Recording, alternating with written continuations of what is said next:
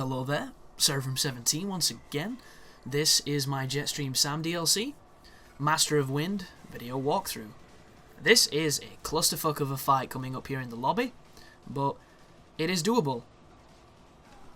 So I tried a couple of times fighting out there in the atrium area, but I kept getting sniped off screen, or hit off screen, or shot off screen, or a whole bunch of off-screen bullshit.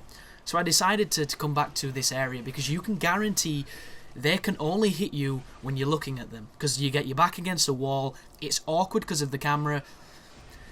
It kind of shouldn't work, and it almost doesn't, but when you time it right and you do your parries and they're all congregating together, you can get these fantastic triple kills like I just did then.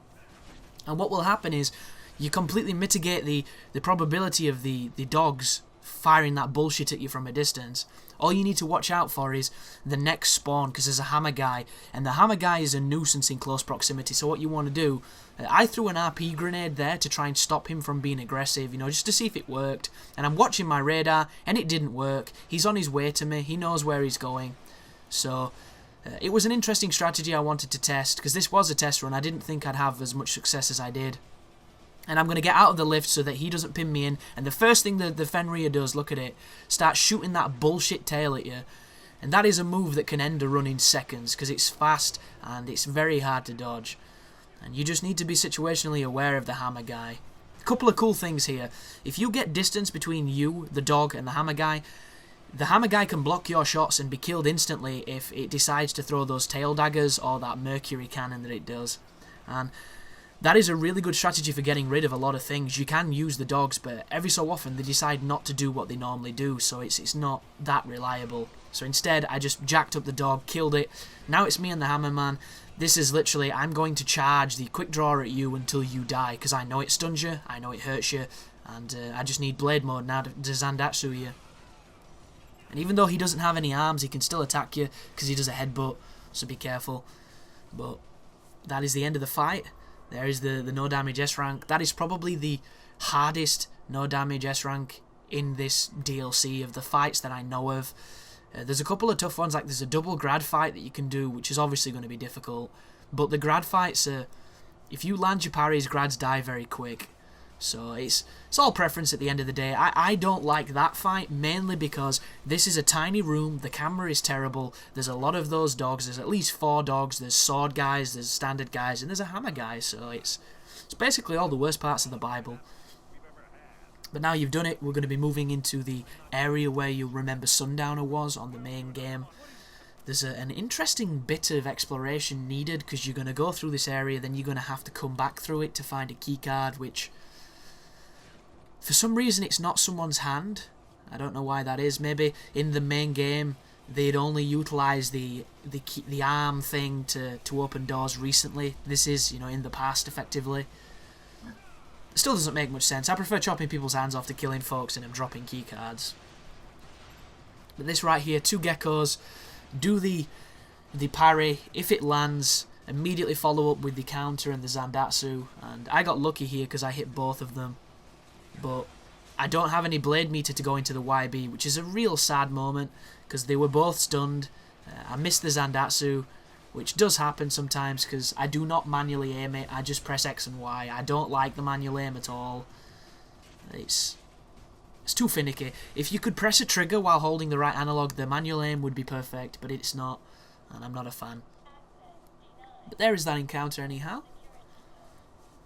That door's telling me that it can't be opened just yet, because you come back with the code and open it, and there's some goodies in there. And this is the room that I always wondered on the main game why you didn't fight anybody inside of it, and now we do. So a couple of guys in here for you to kill.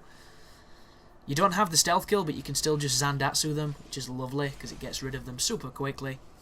And once you've done this, when you proceed forward, the door is going to be locked, and it's going to be in need of keycard goodliness, so just get ready to backtrack to the room that we came from and do some slashing, because that's effectively what you've got to do. And there's a bunch of fights you can skip here, and that's exactly what this walkthrough is going to show you how to do. This is an armoured sword guy.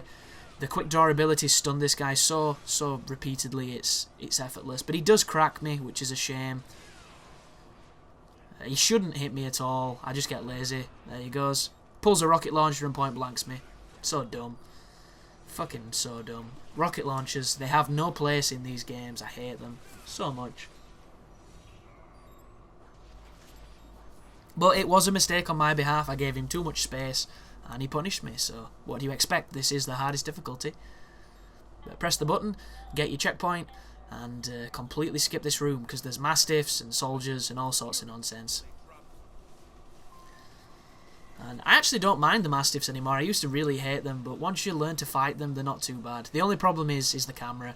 If the camera kept up with them when they did the jump attack, you would have no issues. But the fact that the mastiff can actually jump through geometry and defy gravity to get you is kind of cheap.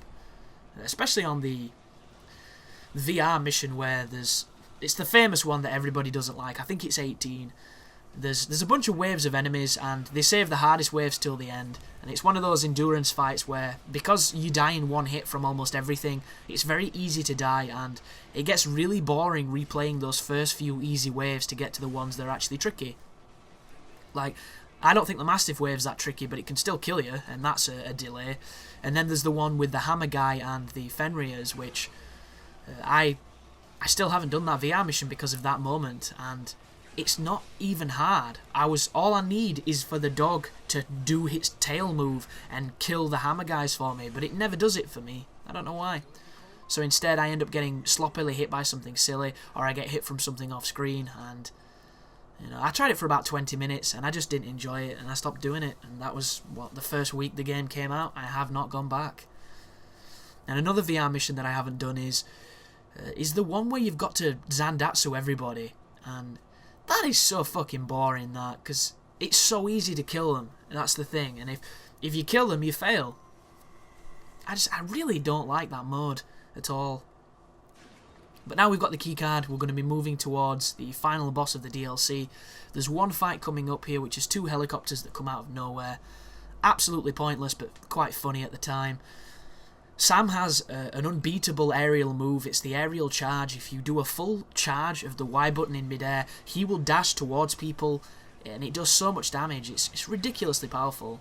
And it looks cool too, which is nice.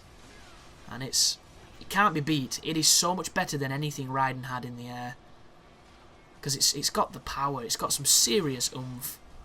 But just spam this move. Keep on jumping to evade the missiles and the bullets. Spam the aerial assault. And as soon as they glow blue, get them cut so you can move on. And yeah, this is no real difficulty here, guys, but the next fight has all the difficulty you could want, because Armstrong is cheap, relentlessly cheap, and he fights differently almost every time you fight him, unless you get really unlucky where he'll just keep being a cheap bastard for the entire duration. But this thing's about to die, and this part of the level is about to be over. So, as always, thank you for watching. I hope it's helping. And you take care now.